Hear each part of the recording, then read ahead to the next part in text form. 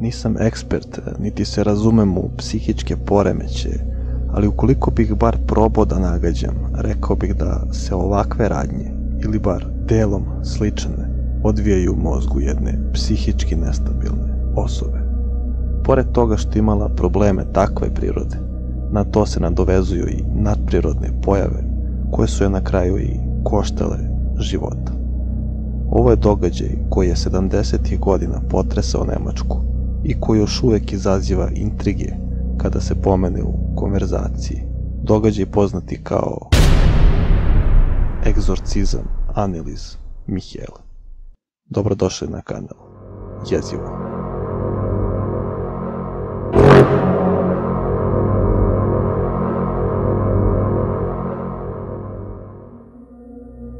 Anna Elisabeth Michel rođena je u zapadnoj Nemačkoj 1952. godine u porodici srednje klase. Imala je 3 mlađe sestre i odgajana je jako religiozno i pohađala je crkvenu misu svake nedelje. Međutim, njen standardni i sasvim obični način života okrenuo se naopačke kada je napunila 16 godina. Počela da ima učestale napade i dijagnostikovano joj je epilepsija temporalnog grežnja, stanje koje uzrokuje napade koji traju između 1 i 2 minuta. Za one koji su dijagnostikovani ovim poremećajem, moguće je da ostanu u punoj svesti pri napadu, međutim usledit halucinacije, amnezija, anksioznost i druge jake emocije. Napad se može završiti tu ili progresirati dalje u tipu kojem je obuhvaćena svest. Ovo može uzrokovati kod pojedinca nemoć za čitanje, govor, razumevanje reči kao i stanje konfuzije. Očigledno stanje koje može u velikoj meri uticati na dalji tok života. Dobra vest za Annelies bila je da je, pored toga što je imala više od jednog napada, nije ih imala u mnogo većoj meri, ali i to malo u kombinaciji sa drugim problemima koje je imala, bili su dovoljni da unište njeno postojanje. Juna 1970. godine nalazila se na psihijatrijskoj ustanovi i primala je medikamente koji su joj pomagali sa njenim simptomima. Međutim, lekovi koje je uzimala imali su slab uticaj i zapravo situacija postala znatno gora. Počela da halucinira i vidi lica demona. Bila je ubeđena da osjeća miris vatre koje naravno nije bilo, kao i da razvija paralizu na obe ruke. Na osnovu ovoga doktori su bacili lek po imenu Aulept kao sredstvo protiv simptoma. Ovo je obično bilo efektivno kod slučajeva gde postoji problem sa šizofrenijom i drugim oblicima deluzije, međutim kao i mnogi postala je depresivna. Uprkos velikim naporima doktora, njeno mentalno stanje pogoršalo se do 1973. godine i postajala je sve više depresivnija.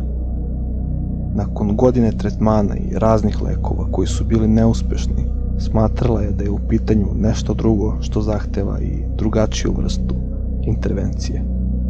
Verovala je da je zaposednuta demonima i da je jedina stvar koja je mogla da je spasi bila egzorcizam. Razlog zbog kojeg je verovala u tako nešto pored svega bila je i činjenica da je njena majka rodila pre braka i time je verovala da se kletva prenela na nju. Da stvar bude gora, to dete umrlo je tokom operacije 1956. godine. Jedna prijateljica Annelies bila je podržavalac ove teorije jer je tokom ranijih godina imala neka po njoj čudna religijska iskustva kada je bila u njenom društvu. Ovo se odnosilo na odbijanje svete vode sa izvora ili šetanje blizu bilo čega što podsjeća na krst. Njeni roditelji počeli su da kontaktiraju sveštenike u nadi da će spasiti uz pomoć egzorcizma. U početku su svi zahtevi odbijeni i predloženo im je da potraže medicinske oblike tretmana. Sveštenik je objasnio da takvi rituali zahtevaju odobrenje biskupa, to jest vladike, i da ovo može biti odobreno samo usled nekoliko specifičnih slučajeva. U prevodu, pre bilo čega, moralo se na neki način utvrditi i dokazati da je pojedinac zaista zaposednut. Takođe, tu su se našli činjenice poput osjećanja odbojnosti prema religijskim predmetima i Annelies se ovde očigledno poklapala. Međutim, i pored toga još uvek nije odobren egzorcizam koji je toliko želela. Umesto toga razvila je još neke neobične vrste ponašanja, kao što su nasilje, ujedanje same sebe ili ujedanje članova porodice. Počela je da jede muve, paukove i ugalj, kao i da konzumira sopstveni urin. Naravno, usled svega što je jela i pila, imala je često momente kada je nekontrolisano povraćala i cijela njena situacija postala je jako očajna. Kasne 73. godine počela je da uzima lek po imenu Tegretol, koji je trebao da stabilizuje emocije pored napada. Međutim, kao i prethodni lekovi, pokazao se neefikasan. Sveštenik po imenu Earl Olt u njeno ime kontaktirao je biskupa Jozefa Štangla radi sprovođenja egzorcizma. Njegova zapažanja temeljila su se na posmatranju i, kako je zaključio, ona nije bila epileptičar i, koliko je primetio, nikada nije imala napad. Verovao je da su simptomi koje je ispoljavala bili posledica demona. Konačno, 1975. godine biskup je dao odobrenje na treći zahtev porodice i procedura je trebala da bude obavljena od strane sveštenika Arnolda Renca u strogoj tajnosti. Prva sesija nastupila je u septembru iste godine, a usledilo je ukupno još čak 66 sesija koje su se sprovodile 2 puta nedeljno u trajanju od 4 časa. Sesije su se sastojale od čitanja molitvi, pomeranja krstova napred-nazad, paljenje tamjana i još nekih stvari. Annelies bi vrištala satima ispuštajući zvukove koji nisu bili u skladu sa ljudskim. Činilo se da deluje jer su svi demoni napustili njeno telo, sem jednog. Međutim, sledećeg dana situacija je opet bila na početku. Kako su tretmani odmicali, Annelies je prestala da jede i pije, jer prema njenim rečima demoni joj to nisu dozvoljavali. Prema nekim izvorima ona je u nekom trenutku zahtevala da se ceo proces obustavi, jer se pomirila sa činjenicom da joj nema spasa.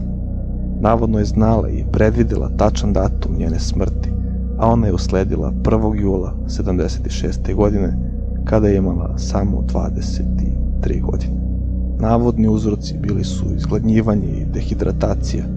Utvrđeno je da je bila u stanju izgladnjivanja skoro punih godinu dana, a na dan njene smrti njeno telo težilo je samo 30 kg. Pre njene smrti zbog te činjenice postala je jako slaba i krhka, a pokreti koji su se izvodili tokom procedure uništili su i kompletno oba kolena. Nakon smrti ceo slučaj dobio je potpuno drugi obrat i otišao, verovali ili ne, na sud.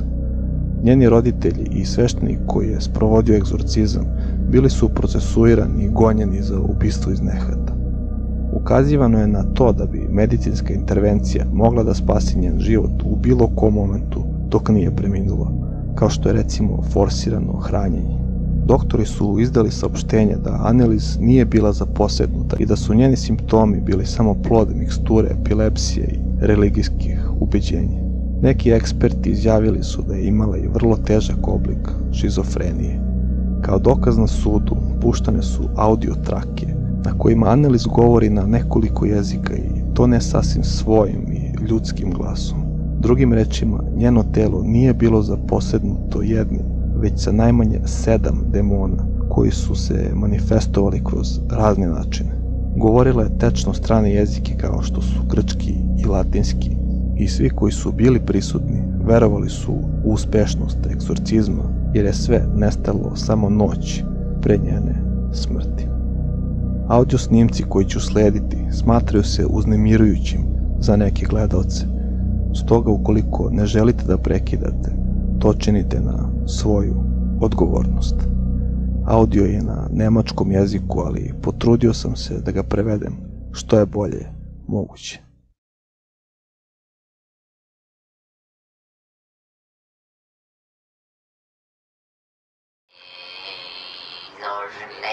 Mein Name ist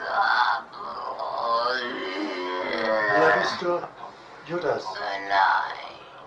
Fleischmann? Oh ja, ich muss jetzt gehen. In die Hölle? Und du weißt noch, was du zu sagen hast? Der Nächste dran. Wer ist der Nächste? Der Nächste keiner, der mehrere. Der Nächste kein im Namen des dreifaltigen Gottes, des Vaters und des Sohnes und des Heiligen Geistes. Ich bin der Keine. Dreifaltigen Gottes. Ich hab ein Bruderschlag.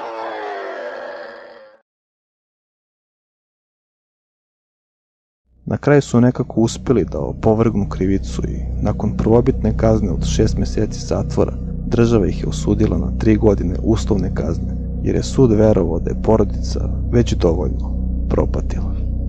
Nakon svega ovoga telo Annelies je ekshumirano kako bi se prebacilo u bolji kovčeg, međutim to nije bio prvobitni razlog. Jedna kaluđerica je, nakon što je imala viziju, kontaktirala njene roditelje i rekla im kako je njeno telo ostalo netaknuto i da je to dokaz celokupne njihove priče. Međutim, to se nije ispostavilo kao tačno na kraju. Uprkos tome, slučaj je nastavio da dobija pažnju javnosti, a grob i kuća Annelies Michel su na kraju postali neka vrsta turističke atrakcije, kako to obično biva. Crkva je usled toga nekoliko puta menjala iskaz da se u stvari radilo o mentalnom poremećaju i da ipak nije bilo zaposjednutosti, ali šteta je već bila naneta. Posle tih događaja novi papa doneo je zakon o egzorcizmu i dobijanje dozvole za tako nešto postalo je izuzetno teško. Da li su bili u pravu ili ne, niko ne zna, ali u maju 2013. desio se čudan događaj. Kapela izgrađena za Annelies izgorela je, a samo 3 nedelje kasnije izgorela je i cijela kuća u kojoj ona živela i na kraju umrla. Srećom bila je prazna jer niko nakon toga nije želeo da se useli unutra. Zvanična istraga ustanovila je da su za požar krivi tinejdžeri koji su podmetnuli isti, međutim ukoliko to zaista jesu oni, izabrali su pravi datum. Jun je 6. mesec u godini. Taj utorak bio je 6. dan u mesecu, a zbir cifara 2013. godine iznosi 6. Time dolazimo do 3 šestice koja predstavljaju, pa, svi znamo uglavnom šta. Da li je ovo bila samo slučajnost ili dokaz da je ono čega su se svi plašili svo vreme zapravo bila istina?